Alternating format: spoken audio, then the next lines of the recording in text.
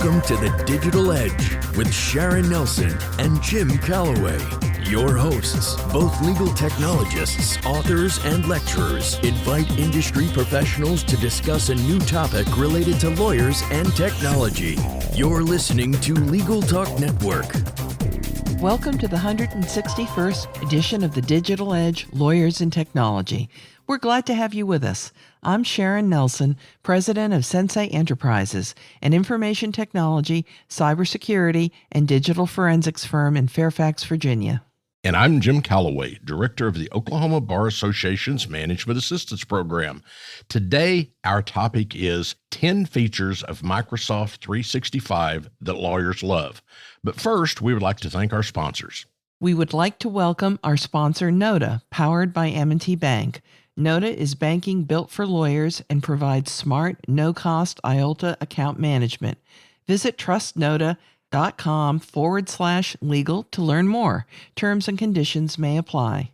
We would also like to thank Alert Communications for sponsoring this episode. If any law firm is looking for call, intake, or retainer services available 24/7, 365, just call 866-827-5568. We'd like to thank our sponsor, the Black Letter Podcast, a show dedicated to making law exciting and fun with informative interviews and advice from esteemed guests.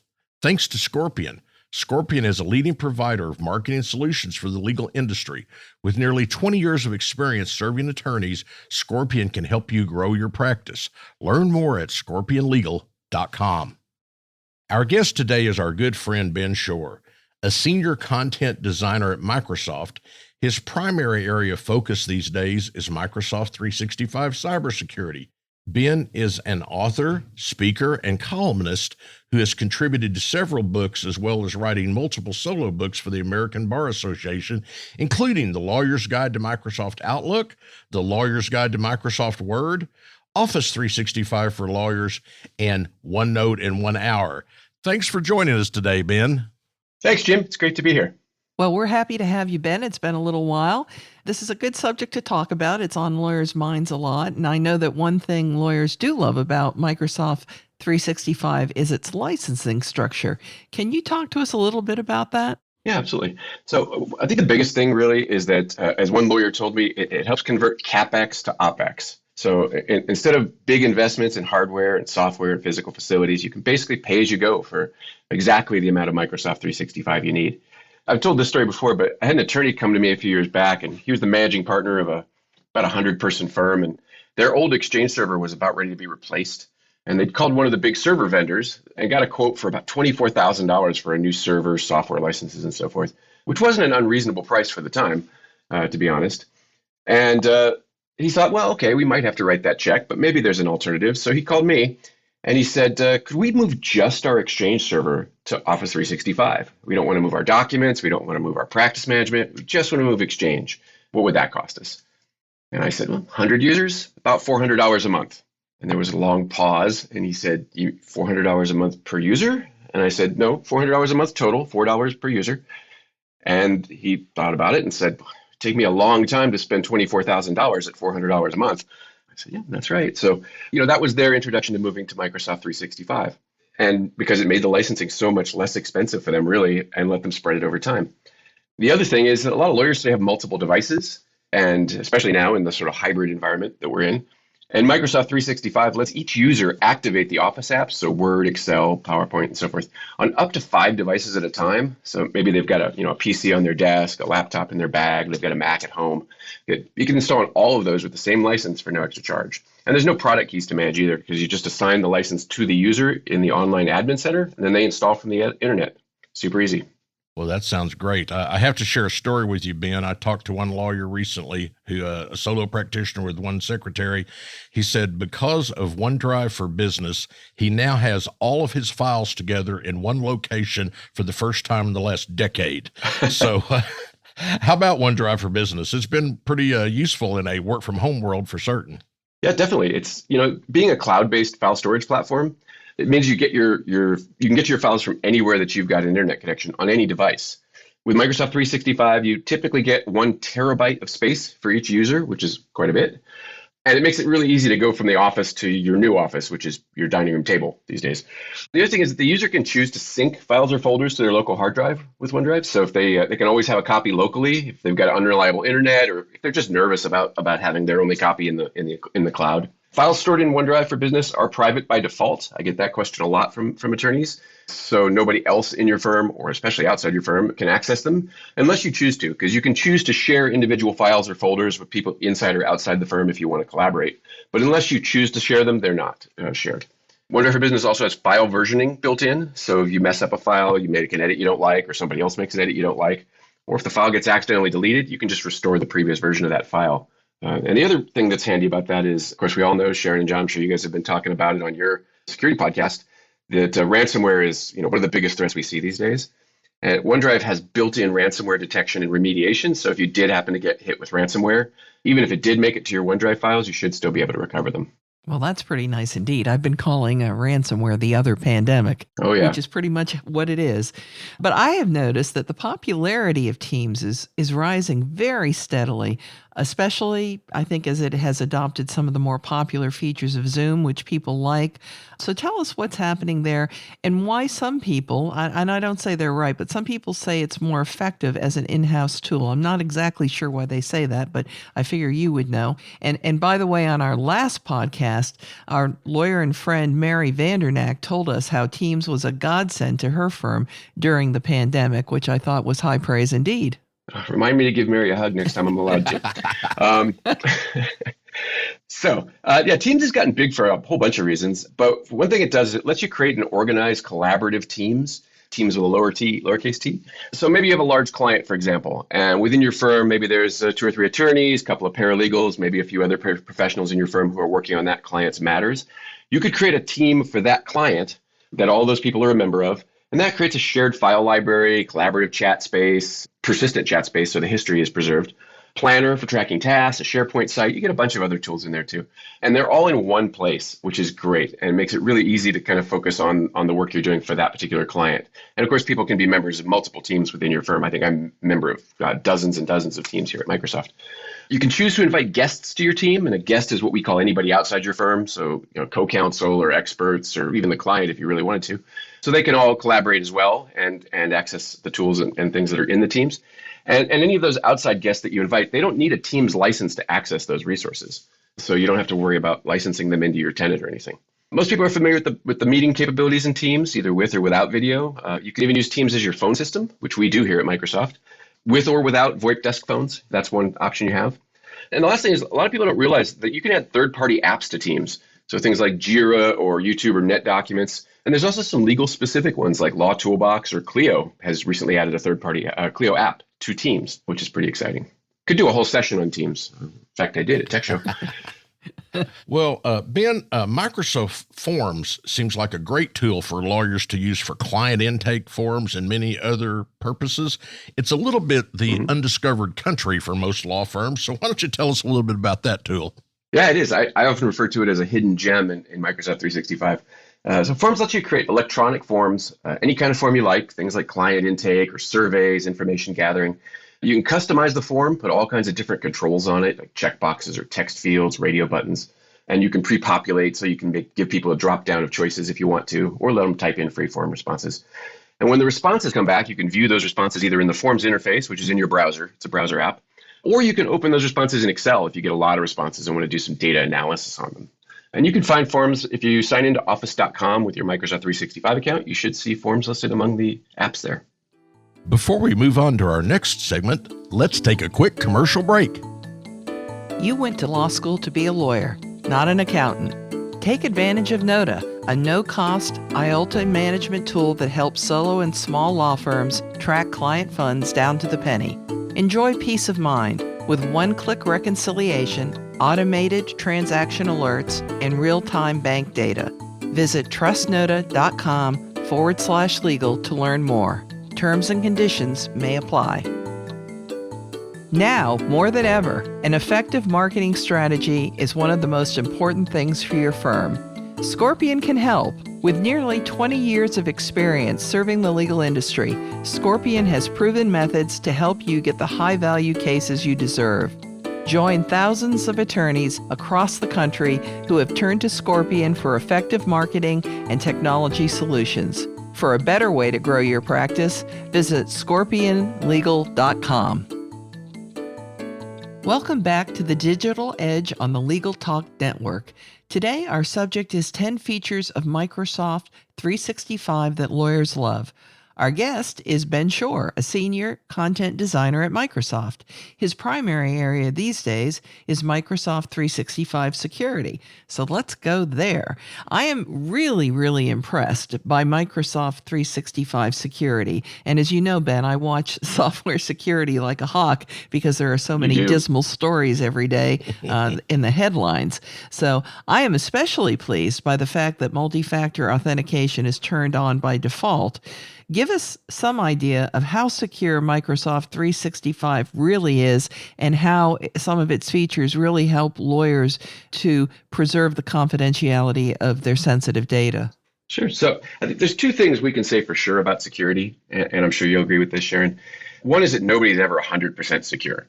If an adversary has the resources, the skills, and the patience, they'll probably find a way in eventually. So our goal isn't to make it impossible to get in. It's to make them have to dangle Tom Cruise from your office ceiling to do it. You know? Now there's an image.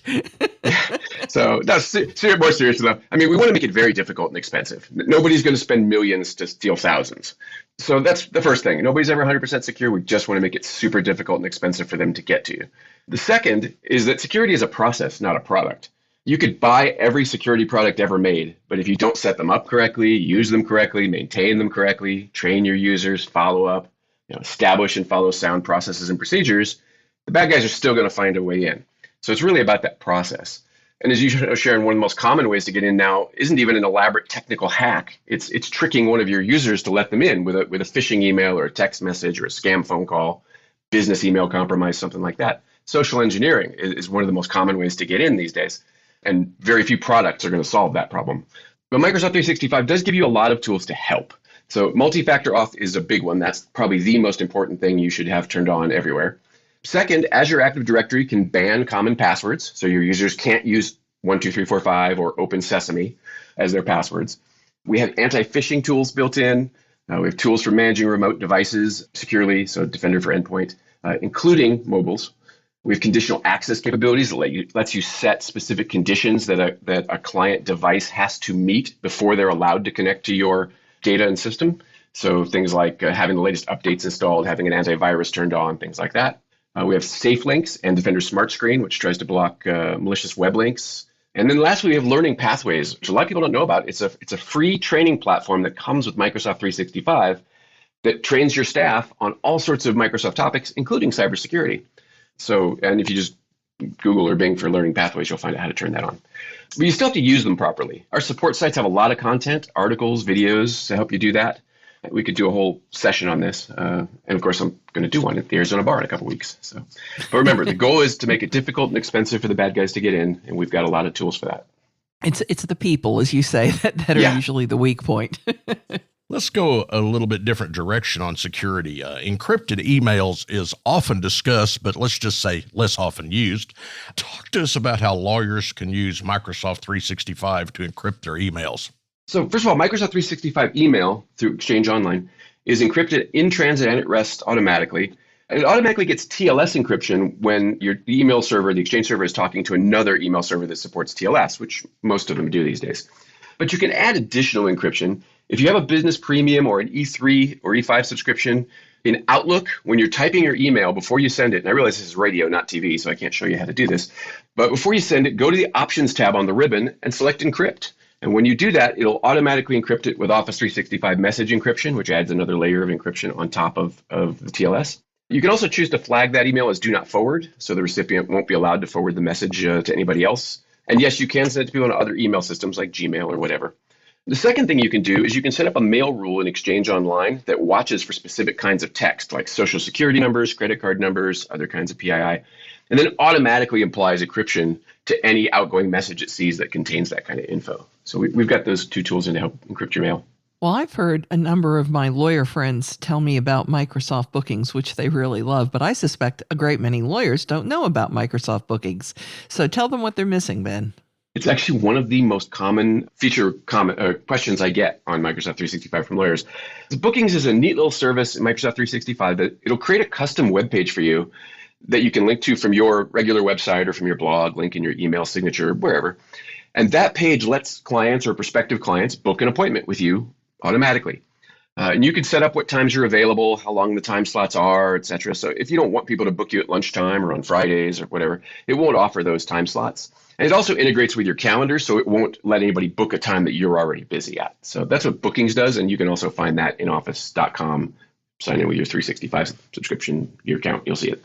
Well, Outlook has been a powerful tool and a greatly utilized tool in the legal profession for a long time. In fact, the three of us have always found it remarkable when lawyers are surveyed about their practice management solution, how many still designate Outlook. What are the baseline features we've known about for a while, and what is new these days that lawyers might like to know about? So, I definitely don't recommend using Outlook for practice management, but I know a lot of people do. Wouldn't be my first choice. It has so many great features. Probably my favorite is the to-do bar, which you can turn on from the View tab. And that's not super new. We've had that for a little while, but a lot of people still don't know about it. And if you go to the View tab, to-do bar, you can turn it on from there. And it shows your upcoming calendar appointments and your task items if you want it to, in a pane on the right side of the screen. So even if you're in your inbox, you can still see what your next appointment is. That's probably my number one favorite thing. Second would probably be color coding the calendar. Those are two really great organizational productivity tools. Before we move on to our next segment, let's take a quick commercial break. As the largest legal-only call center in the U.S., Alert Communications helps law firms and legal marketing agencies with new client intake.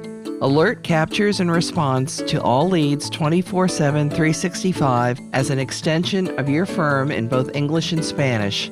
Alert uses proven intake methods, customizing responses as needed, which earns the trust of clients and improves client retention. To find out how Alert can help your law office, call 866-827-5568 or visit alertcommunications.com/LTN. The Black Letter Podcast demystifies complicated law and business issues by breaking them down into simple, understandable bites. Hosted by Tom Dunlap of Dunlap, Bennett & Ludwig, this show features fun and informative conversation with esteemed guests like CEOs and former AGs of the CIA. You can listen to Black Letter today on iTunes, Google Play, Spotify, or wherever you get your podcasts. Welcome back to the Digital Edge on the Legal Talk Network. Today, our subject is 10 features of Microsoft 365 that lawyers love. Our guest is Ben Schorr, a senior content designer at Microsoft. His primary area these days is Microsoft 365 cybersecurity. Ben, lawyers spend so much time on their phones these days. How can they securely access Microsoft 365 from their phones, this is a common problem that they worry about using their phones to access things?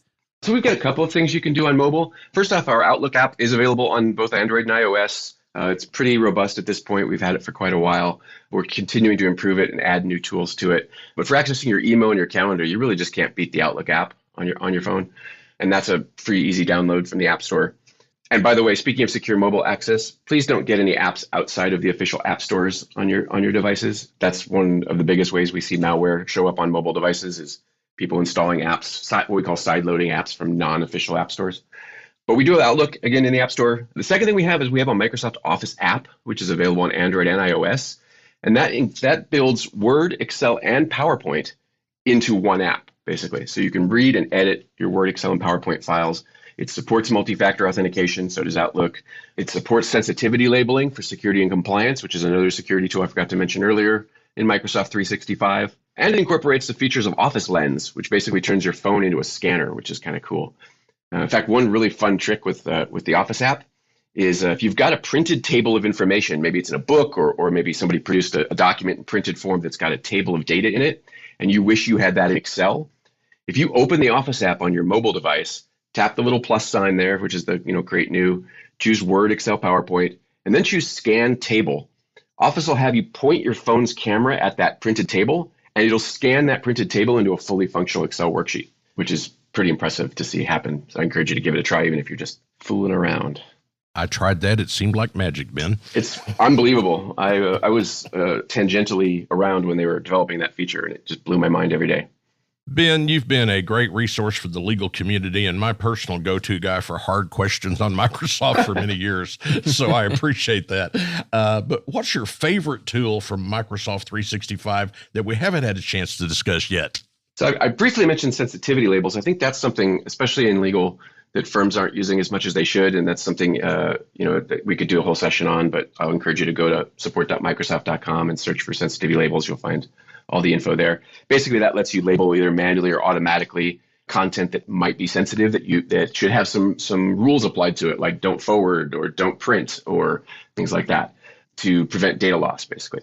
Second would probably be Power Automate, which lets you automate a lot of repetitive functions. So you could do things like if you're using Microsoft Forms, if you're using forms for client intake, you could have a Microsoft form that when it comes back, Power Automate could look at what the prospective client put in as the practice area, and then automatically route that to the person in the firm who handles that practice area.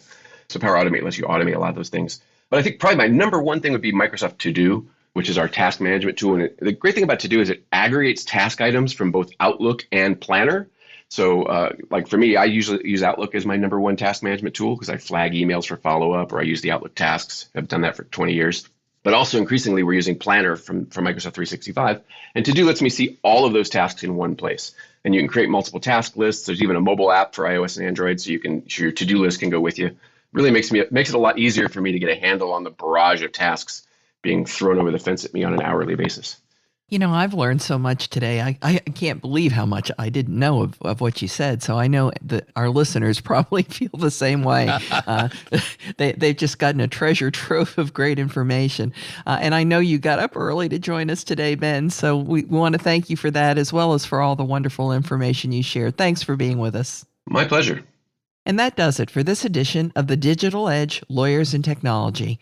And remember, you can subscribe to all of the editions of this podcast at LegalTalkNetwork.com or on Apple Podcasts. And if you enjoyed our podcast, please rate us at Apple Podcasts. Thanks for joining us. Goodbye, Miss Sharon. Happy trails, cowboy. Thanks for listening to The Digital Edge, produced by the broadcast professionals at Legal Talk Network. Join Sharon Nelson and Jim Calloway for their next podcast covering the latest topic related to lawyers and technology. Subscribe to the RSS feed on LegalTalkNetwork.com or in iTunes. The views expressed by the participants of this program are their own and do not represent the views of, nor are they endorsed by, Legal Talk Network, its officers, directors, employees, agents, representatives, shareholders, and subsidiaries. None of the content should be considered legal advice. As always, consult a lawyer.